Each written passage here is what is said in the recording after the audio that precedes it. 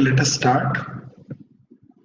In yesterday's class, we have started our unit number 3, which is phase diagram. Phase is basically a term which represents the homogeneous portion of the system. And here the homogeneity is described in terms of its physical properties or its chemical properties. So whenever the material exhibits either different physical phases or chemical phases, we refer the system to be made up of multiple phases. If it is homogeneous throughout physically and chemically, then we refer the system to be made up of a single phase. Generally, to describe the various phases, we frequently refer to two important terms. The first one is component. Component refers to the elements or compounds which are mixed initially to create your system. Your system is basically a solid. For example, if I use aluminium and copper and mix them to form an alloy of aluminium and copper, then in that particular case, your final product will be a solid, but that particular solid is made up of aluminium and copper. So it's a two-component system. So whatever your initial constituents, maybe an element or a compound that you have mixed, is being referred as components. Phases are typically referred as those which is either physically distinguishable, something like solid and liquid, or which is chemically distinguishable, something like an alpha solid and a beta solid. If you remember, when we studied the cooling curve experiment in the lab, we have estimated the unknown concentration of lead and tin at the eutectic point, where you end up with two of its constituents, namely alpha and beta. So your alpha is basically the phase which is lead rich, while the beta is the phase which is tin rich. That means, what is the fundamental difference between alpha and beta? The fundamental difference between alpha and beta is it carries one of its constituent in higher concentration as compared to the other one. So when you refer aluminium and copper, you will see that alpha is basically the phase which is aluminium rich and beta is the phase which is copper rich. Now generally, to describe the correlationship between the components and the phases, we use a mathematical correlation. This mathematical correlation is referred as Gibbs phase rule. The Gibbs phase rule is basically a mathematical expression that correlates four variables. The variables are P, F, C, and N. Here, P represents the number of phases. As I said, phases could be the different physical states like solid, liquid, or gas, or they can be alone solids but with a different chemical compositions like alpha and beta. So you have to compute how many phases are present at given instant. That is being referred as P. F defines degrees of freedom. I will come back to what is the meaning of degrees of freedom at a later stage. C stands for number of components, which is the number of initial elements or compounds which is being used to make your system. Say in the previous example, where your alloy is made up of aluminium and copper, you can say the number of components will be equal to 2. And final variable, N, refers to the number of non-compositional variables. Now, what is non-compositional variables? Non-compositional variable means, apart from concentration, what other physical parameters you are considering in your phase diagram. Generally, apart from concentration in any phase diagram, we refer two more variables. namely temperature and pressure. So generally N is equal to 2. One corresponds to temperature, the other one is pressure. So generally N is 2.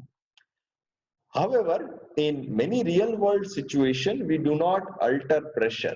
Pressure remains constant, which is same as the atmospheric pressure. Under those circumstances, temperature will only be the variable. So in that case, your N is equal to 1. So generally, N assumes either to be equal to 2 when both temperature and pressure is a variable. And if pressure is a constant quantity, then your N will assume value which will be equal to 1.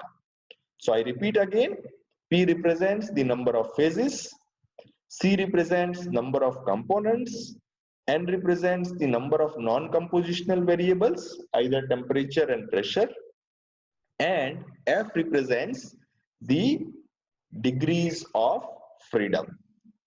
So let us try to see with an example what the degrees of freedom means. Let us look at this particular phase diagram. This phase diagram looks identical to what we have for the lead tin phase diagram that we have used in the cooling curve experiment. In fact, this is not the lead tin phase diagram, but it is the copper silver phase diagram. Both the lead tin phase diagram and copper silver phase diagram exhibits similar characteristics because both of them are eutectic systems. Okay, what we want to see is at a particular location, what is the degrees of freedom. So as you can see, this alloy is made up of two components, namely copper and silver. So we have the value of C, which will be equal to 2. So we always have C equal to 2 in this particular phase diagram. And you can see on your phase diagram, we have the non-compositional variable as temperature. So there is no pressure. Therefore, our N will be equal to 1. So if I substitute C equal to 2 and N equal to 1 in a region where two phases are present, we are considering a region where two phases are present. What is that region? That region could be your alpha plus L region, where a solid and a liquid both is present, or it could be beta plus L region where a beta solid and a liquid is present, or it could be an alpha plus beta region where two different solids are present. In all these three situations, we have number of phases which is equal to 2. So let's consider we are in a region which is demonstrated by alpha plus L. We are somewhere here, right? Where I have just marked the violet circle. So if I now compute the degrees of freedom in this particular region, my F will be equal to C plus N minus P, where C is number of components, which is equal to 2, N is number of non-compositional variables, which is equal to 1, and P is number of phases. We are dealing with the two-phase system here. So my P is equal to 2. If I now compute degrees of freedom, it is coming out to be equal to 1. That means on a phase diagram where there are two phases present, my degrees of freedom is equal to 1.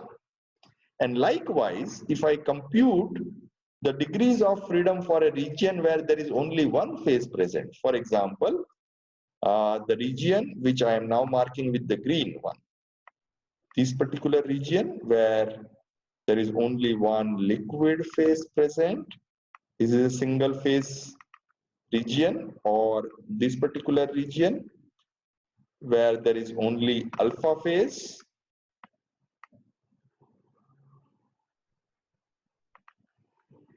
here there is only alpha phase present, or you have another region where there is only beta phase present.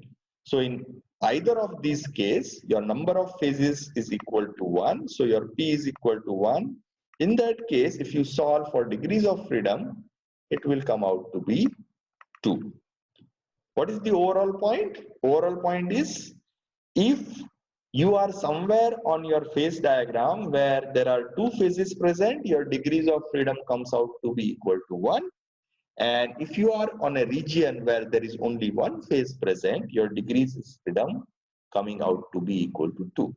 So what is the meaning of having degrees of freedom equal to 1 or degrees of freedom equal to 2?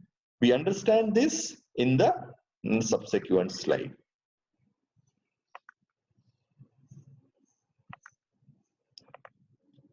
Now we are looking at the same phase diagram, but Sir, what about line?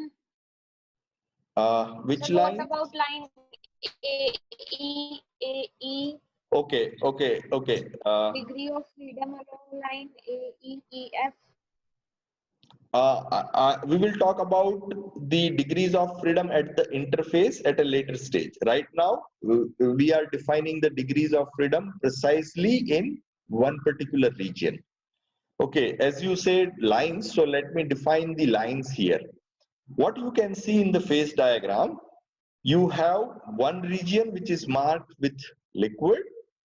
So the topmost region on the phase diagram is the single phase region where everything is in a liquid state. And then you have this blue line, right, below which part of it is always in a solid phase. So the line which demarcates the liquid from the solid state is referred as the liquidus line. So always on the phase diagram, your upper line is the liquidus line. Same way, you get another line which distinguish between a complete solid phase and a partial solid state. What is that? An alpha region from alpha plus L region, or on the other side, a beta region from beta plus L region. So this region and this region is distinguishable by this particular line, which is referred as the solidus line. Likewise, here also, this particular line is your solidus line. Here also, this particular line is solidus line, or it is also called the isotherm line. Why it is isotherm? In the phase diagram, when we prepared it for lead and tin, during the cooling curve, you have seen that for one particular composition, your temperature becomes constant. So that particular constant region is being referred as the isotherm.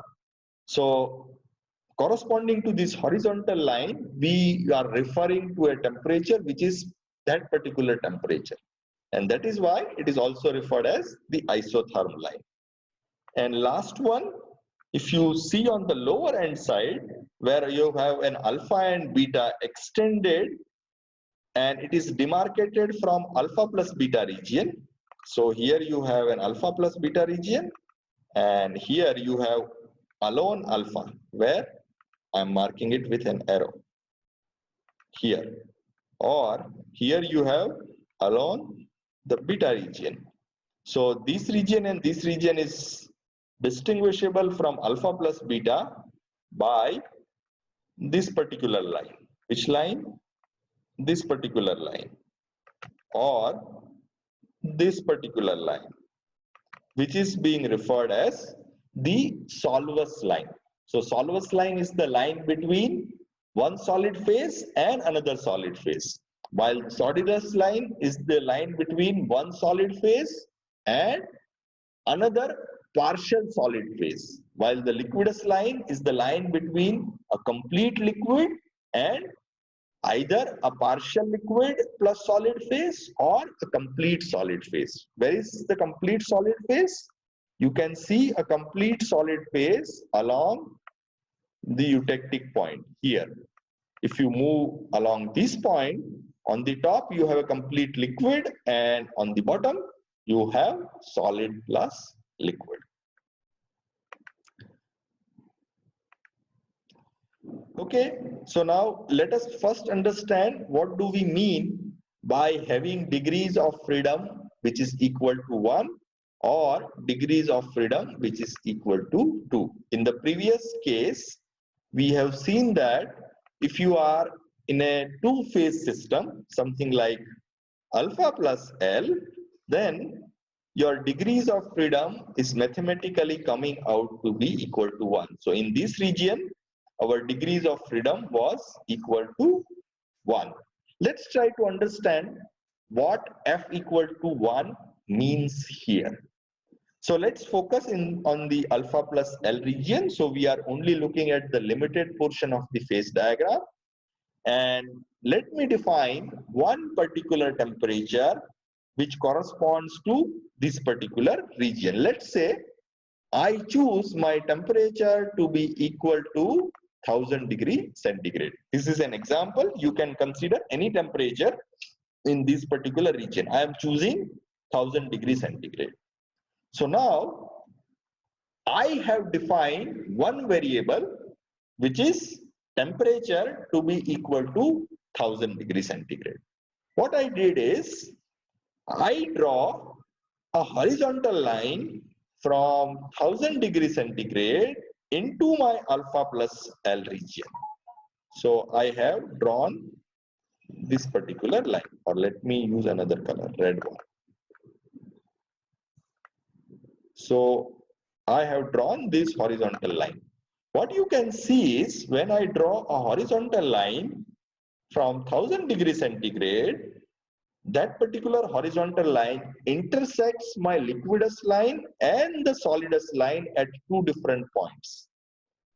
Now from those points, if I draw a vertical intercept on the x-axis, one from the liquidus line, which will be this one, and another one is from the solidus line, which will be this one, you can find out two different concentrations which I marked as Cl and C alpha respectively.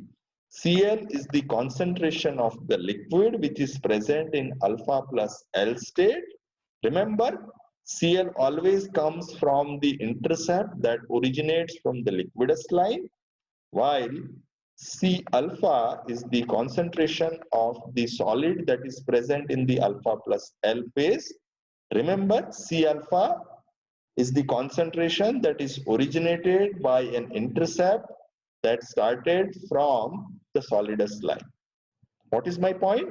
We have drawn two vertical intercept on the x-axis. One has started from the liquidus line and another one has started from the solidus line. The one that is started from the solidus line refers to the concentration of the solid, which is C alpha, and the one which has started from the liquidus line refers to the concentration of the liquid. So what I have provided as an input, I have provided as an input to be my temperature, which was 1000 degrees centigrade. So I have defined one variable. Once I define one variable, I can find out the complete system. I know what is alpha, I know what is L. So when your degrees of freedom is equal to 1, it means you require only one variable to completely define your system. The moment I define temperature, I know what is the concentration of the solid phase C alpha and what is the composition of the liquid phase Cl. Is it clear? Yes, sir. Okay, let's, instead of defining the temperature, I define one of the concentration, maybe of a liquid phase or a solid phase. Let's say we have defined the concentration of the Cl phase. So Cl is known to us. So I can do the reverse process. What I do in that case, if Cl is given to us, I will draw a vertical intercept from the x-axis, because x-axis is the concentration. So Cl is known to us till it encounters the liquidus line, because Cl refers to the liquidus line. So I will extend a vertical intercept onto the liquidus line. Once you find that intercept, now we will draw another horizontal line that intercept with the y-axis. So the moment you draw this, you can see this horizontal line now passes from a solidus line. So I can again draw another intercept from the solidus line back onto the x-axis. I've drawn incorrectly. Let me position it precisely.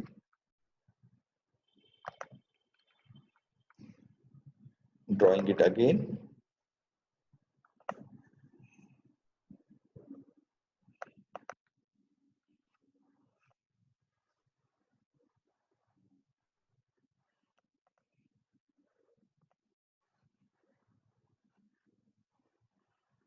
This is your C alpha. So what we have defined? We have defined the C alpha. It was given to us. From C alpha, we have found the corresponding temperature, which comes out to be this. And from this horizontal line, we have also found out the unknown concentration C alpha.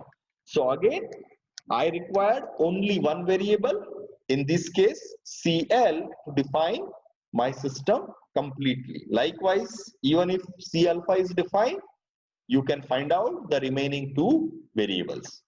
So whenever the degree of freedom is equal to 1, it means you need to define only one variable to find out rest. Now let us take a look for a situation where our degrees of freedom is equal to 2. Remember, we have mathematically computed it. Wherever we have a situation where you have your degrees of freedom is equal to 2, let's say we are here where our degrees of freedom is equal to 2. F is equal to 2. So under this situation, you are somewhere in a region where only one phase is present. So let us consider we are here in the alpha phase. And I define, let's say, a particular parameter. For example, I define my temperature to be equal to 800 degrees centigrade. I define one of my variable, which is, let's say, T is 800 degrees centigrade. So if I now look at T to be 800 degrees centigrade, I will be here. This is my 800 degrees centigrade. So what is the concentration of my alpha phase? My alpha phase can have its concentration anywhere on this green arrow. That means I have my range of alpha, which varies from 0% of copper to somewhere of 8% of, not copper, 8% of silver, because our x-axis is composition of silver. So if I define only one variable, I am not able to define my other variable completely. Why? Because what I get is range for my other variable. In the same manner, let's say I define the x-axis. Say I have my C alpha to be equal to 3 weight percent. So let's say this dotted line represents that 3 weight percent. So I am now taking a vertical intercept on the alpha region, but unfortunately, instead of a single intercept, I am getting two intercepts. One is here on the lower edge of this solidus line, and another one is here. So I am getting two intercepts. Let me mark them with circles as well.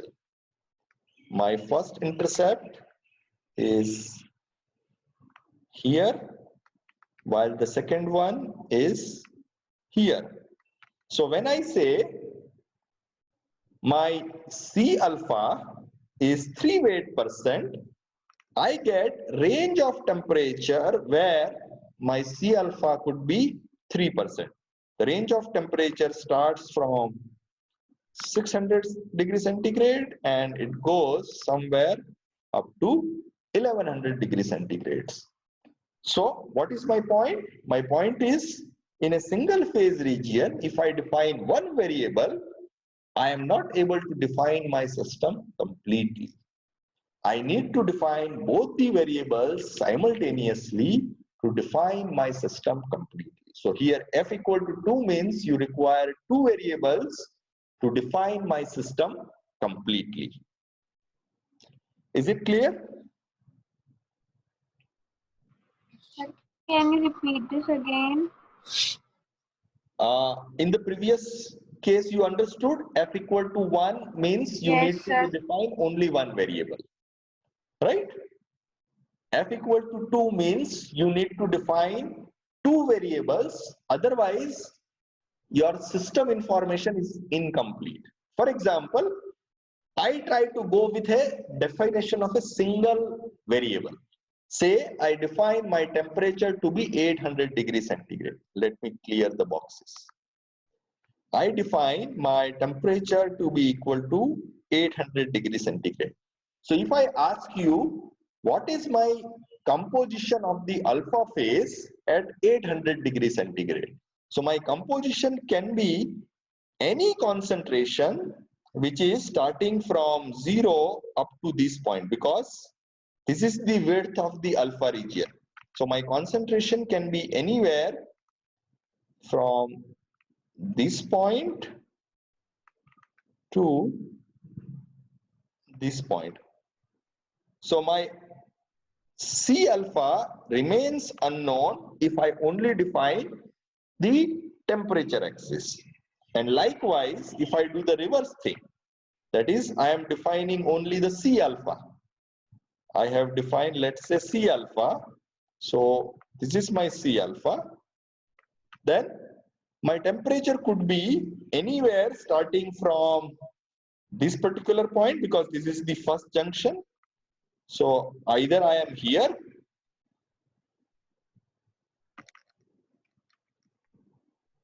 either I am at this particular temperature, or my other intercept is here, or I am at this temperature. So I can be anywhere from this temperature to this particular temperature. At all these temperatures, my concentration of alpha phase will remain C alpha along the line which I am marking with the green color. So if I look along this line, for all these temperature, my concentration is same, C alpha. So I'm not able to define my other variable completely in a single phase region. I need to tell both the variables that temperature is this much and composition is this much to completely define my system. Otherwise, your other variable will remain undefined. That is what degree of freedom equal to 2 means. You need both the variables. Is it clear now? Yes, sir. Okay.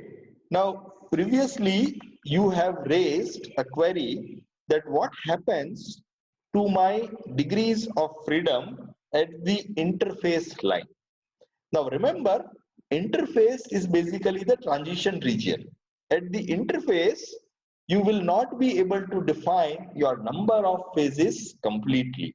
For example, let me go to the complete phase diagram. Let's say we are here on this particular phase diagram. You are somewhere along the liquidus line. So let's say you are somewhere along this particular line. And now if I ask you to tell me the degrees of freedom somewhere on this particular line, then you will not be able to answer it clearly. Why?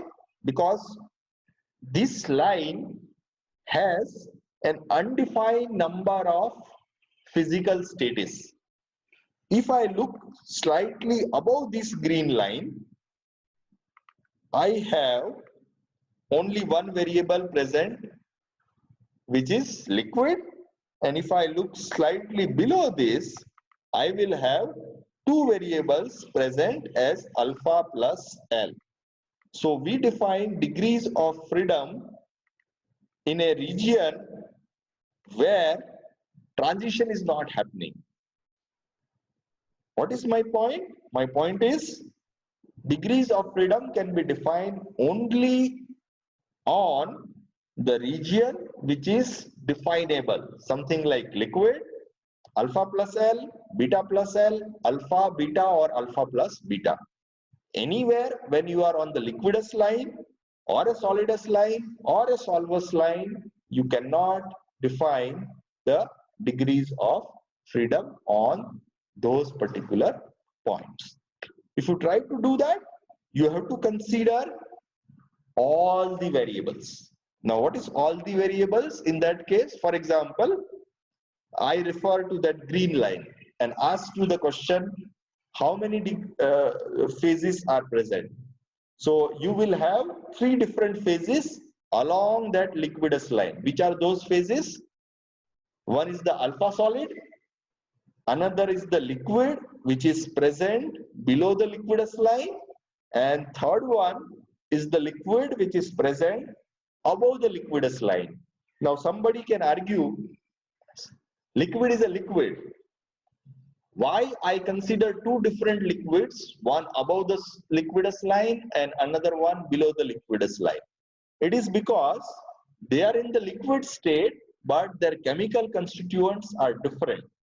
So the liquid above the liquidus line and the liquid below the liquidus line carries different concentrations. And that is why we have three phases present along that particular line. In the same manner, if I look along this particular solidus line, along this line, I cannot make a curve, but the line adjoining point A to point B. So how many phases present along that phase line? Namely, again, three. One is the alpha solid, which is on the lower left corner of the phase diagram. This is one phase. This one. Another one is another alpha phase. And third one is the liquid phase. Again, the same argument. Alpha is alpha. Then why I am saying there are two different alpha phases? They are different alpha phases because its chemical composition is different. So the alpha on the left hand corner and the alpha which is in the middle of the phase diagram has different chemical composition. So here also you have three variables, and whenever you have three variables, your degrees of freedom will go to 0, right? So generally we do not define the degrees of freedom on the liquidus line or on the solidus line because your number of physical variables becomes difficult to define on those points. Rather, we always define it slightly above or slightly below the phase line. Is it clear?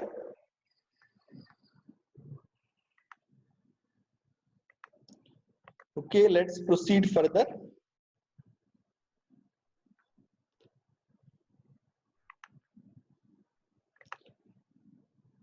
Here comes the important point.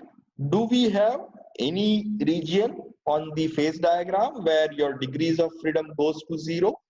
Answer is yes. You have one such point, which is point E on the phase diagram, which is also the eutectic point. At this point, we have a coexisting three phases, namely the liquid phase on the top of E and the two solid phases alpha and beta below the point E. So at point E, you have the coexisting liquid alpha and beta phases. And because of that, your P to be equal to 3, which results into your degrees of freedom, which is coming out to be equal to 0. So at eutectic point, you have your degrees of freedom, which is equal to 0. That means everything is fixed, nothing is variable. You need not to have any variable as your variable parameter. You cannot alter either the x-axis, because the moment you alter the x-axis, you will lose your eutectic point. In the same manner, you cannot alter the y-axis.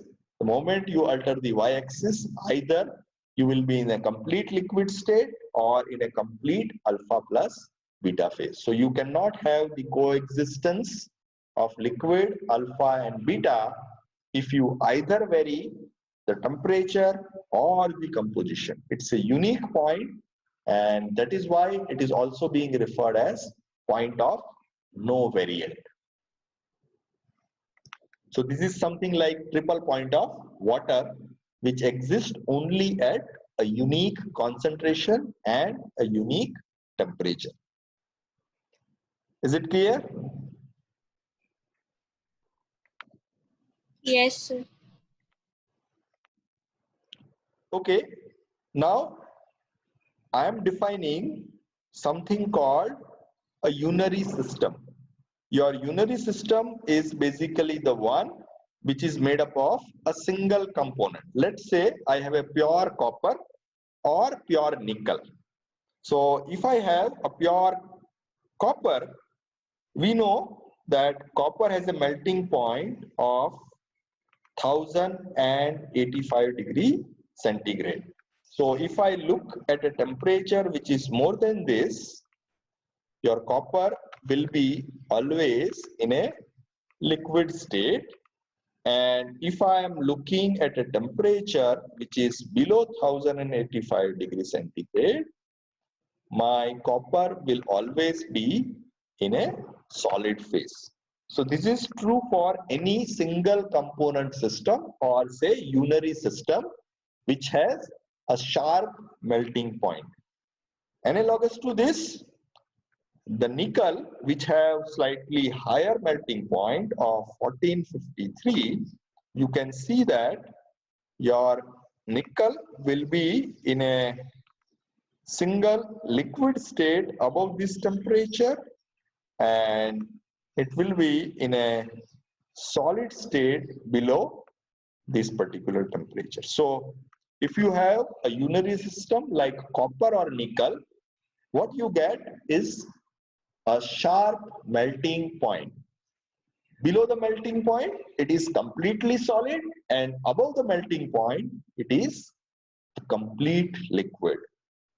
Question is, what happens if I take certain fraction of copper and certain fraction of nickel and mix it together? What will be the melting point of the new constituent? What I expect is, since for 100% copper, its melting point is 1085, and for 100% nickel, its melting point is 1453. So what I expect is, if I mix nickel with copper, my melting point will lie somewhere along this red color arrow. My melting point will be in between 1085 degree centigrade and 1450 degree 53 degrees centigrade. If my nickel is more, my melting point will be close to the melting point of nickel. And if my copper is more in the alloy, then the melting point of the alloy will be closer to the melting point of 1085. So this is expected. Now, if you make a real solid, a real alloy, which is made up of two components like copper and nickel, and mix them in some proportion, then what I expect is, as I explained in the previous slide, my melting point should be varying along this line depending on the different value of nickel that I am taking. If my nickel is, let's say 100%, that is pure nickel, in that case my melting point is same as the melting point of nickel, which is 1043. And if my nickel is 0, that means I have pure copper, then my melting point is 1085. If I have some unknown proportion of nickel present, let's say I am at this particular point, say 50% nickel, I am somewhere in the middle here, which is I am having now 50% nickel, then I expect my melting point should be somewhere here. That at this particular temperature, my alloy should be in the liquid phase, and below this, it should turn to the solid. This is what is expected for a two-component isomorphous system. Remember, isomorphous means you have only one phase present, one liquid phase and one solid phase. We don't have two solid phase like alpha and beta. In isomorphous system, you have a single liquid and a single solid phase. Now, if I do this experimentally, that is, I take some fraction of nickel and mix it with copper, then instead of a sharp melting point, what we observe is I get a broadening of the liquid and the solid phase. So I get a region where I get a mixed phase, which is alpha plus liquid on the phase diagram. That means for a binary isomorphous system, you cannot have a sharp melting point like the one which you used to have in the previous case. Okay, we are running out of time, so we are closing now. We will continue to discuss the binary isomorphous system in our subsequent class.